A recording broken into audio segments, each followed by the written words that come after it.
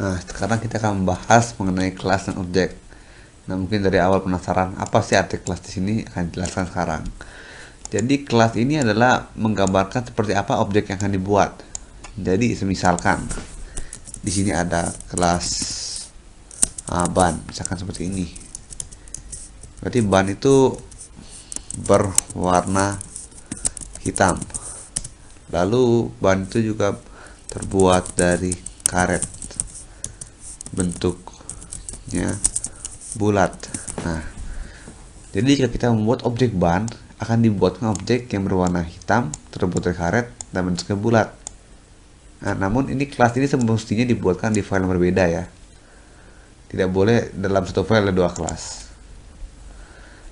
Nah, jadi misalkan kita membuat objek, di sini kita buat objek ban, namakan misalkan Dunlop, sama dengan new ban. Nah, seperti ini. Mungkin ini sudah sering dilihat ya. Ini mirip dengan, bukan mirip, bahkan hampir sama. Saya sama polanya dengan yang ini. Nah, jadi sebenarnya objek itu bisa dikatakan kata lain dari tipe apa variabel tipe reference. Jadi semua tipe reference itu termasuk objek seperti ini. Kita membuat objek. Jadi array pun termasuk objek karena mau melakukan inisialisasinya dengan tipe apa itu dengan pola seperti ini juga. Misalkan integer AB sama dengan new integer. Nah kan sama juga seperti ini polanya. Jadi di sini kita membuat objek Dunlop akan dibuatkan objek yang berwarna hitam, terbuat dari karet, dan bentuknya bulat. Nah, seperti itu.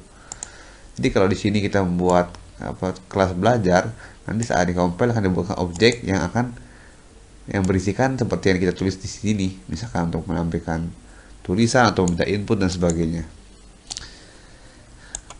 Kelas pun terbagi menjadi dua, yaitu ada yang kelas main ditandai dengan ada kata-kata seperti public static void main, yaitu kelas yang bisa dijalankan. Sedangkan ada juga kelas yang tidak bisa dijalankan, yaitu kelas yang tidak memiliki public static void main seperti ini. Nah, bagaimana cara membuat kelas yang tidak bisa dijalankan? Jadi caranya seperti ini.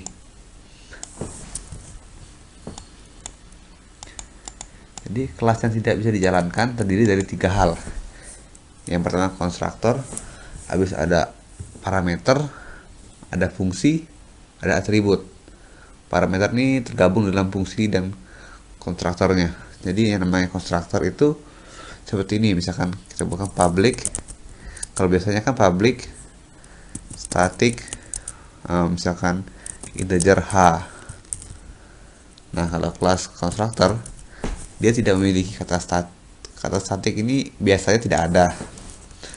Integer pun tidak ada, hanya ada namanya, dan namanya pun sesuai dengan nama filenya atau nama kelasnya. Itu belajar satu, di sini kita buat belajar satu. Nah, seperti ini. Ini parameternya bisa kita isi, misalkan integer x dan sebagainya. Selanjutnya biasanya terdapat atribut di dalam kelas, misalkan tadi ada integer a, misalkan begitu, ada string b. Nah, misalkan seperti ini.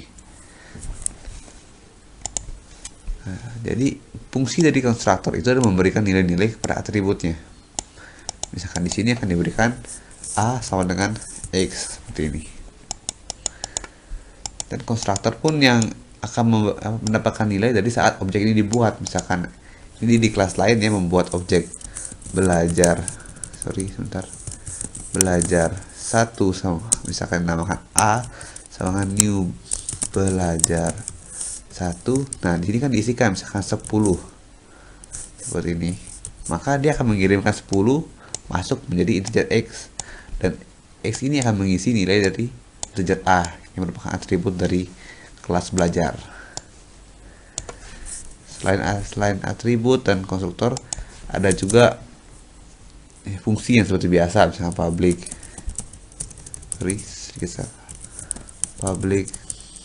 integer high, misalkan seperti ini. Ada juga mungkin publiknya menggunakan void.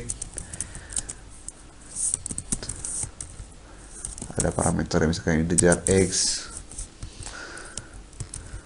Nah, seperti ini. Misalkan di sini return nah misalkan seperti ini. Jadi apa bedanya variabel yang ada di luar ini, yang atribut ini, sama variabel yang di sini? Misalkan di sini ada integer x misalkan z. Nah, apa bedanya yang di sini sama yang di sini?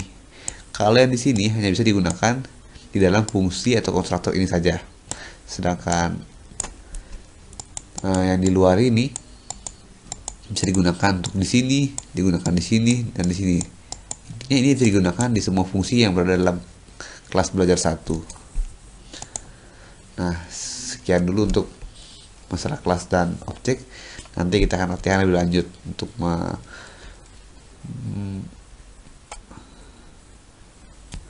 Nah, sekian dulu untuk masalah kelas dan objek. Nanti kita akan lebih lanjut lagi latihan untuk membuat lebih mengerti mengenai apa sih kelas dan objek tersebut.